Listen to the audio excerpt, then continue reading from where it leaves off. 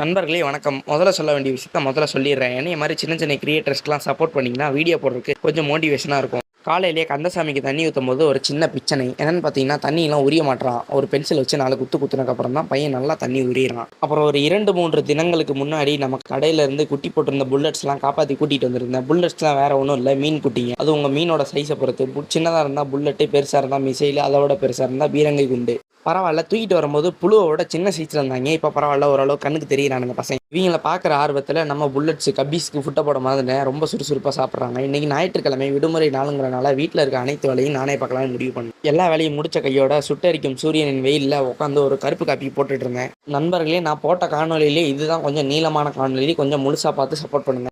காலையிலேயே ஒரு அற்புதமான சுடுகுளியல போட்டேன். இன்னைக்கு நமக்கு முக்கியமான 2 வரைபடங்கள் இருக்கு. அத முடிக்கிறதுக்கே 2 மணி ஆயிருச்சு. அப்புறம் டைரக்ட்டா மதியம் சாப்பாடு தான். நெறைய சிக்கன் கிரேவி, மட்டன் கிரேவிலாம் இருந்தது. ஸ்பான்சர்டு பை தந்தை. சாப்பிட்டு முடிச்ச உடனே சும்மா இருக்குன்னு போர் அடிச்சிருச்சு. முகமூடி போட்டு ரொம்ப நாள் ஆச்சுன்னு அதையும் மாட்டுனேன். திருப்பி ஒரு 4 மணி அளவுல சுகர் இல்லாம கொஞ்சம் கருப்பு காப்பி ஒண்ணு குடிச்சேன். நண்பர்களே, நேத்து காணொளியிலேயே ஒரு வரைபடம் ஒண்ணு டெலிவரி செய்யணும்னு சொல்லியிருப்பேன். அது சில பிரச்சனைகள்னால தாமதமாயிருச்சு. அதுக்கான கிஃப்ட் ராப்பிங்லாம் பண்ணிட்டு இருந்தேன். அப்புறம் இன்னைக்கு ஒரு வரைபடம் வந்திருந்து. அது நம்ம சாக்லேட் முறையில கிஃப்ட் ராப் பண்ண சொல்லியிருந்தாங்க. அதையும் பண்ணி முடிச்சிட்டேன். எப்பயும் போல லேட்டா சாப்பிடாம இன்னைக்கு கொஞ்சம் வழக்கத்துக்கு மாறா 7 மணிக்கே சாப்பாடு சாப்பிட ஆரம்பிச்சிட்டேன். அது மொட்டை மாடியில போய் சாப்பிட்டோம். நானும் என் தம்பியும் ஆண்டு பையனும். மொட்டை மாடியில வந்து வீடியோ எடுக்கிறதுக்கு ஒரு ப்ரிப்பரேஷனும் இல்லாம வந்துட்டேன்.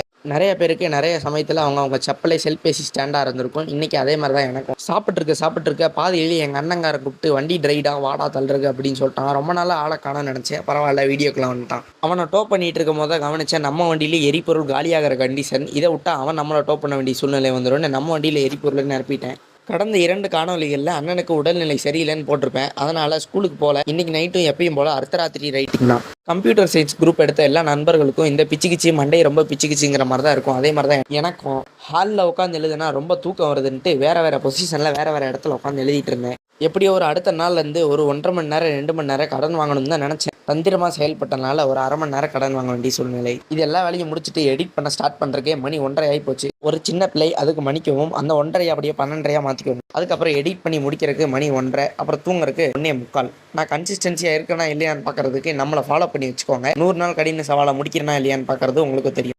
யூடியூப்பில் பார்த்தீங்கன்னா சர்ப்ரைஸ் பண்ணிடுங்க.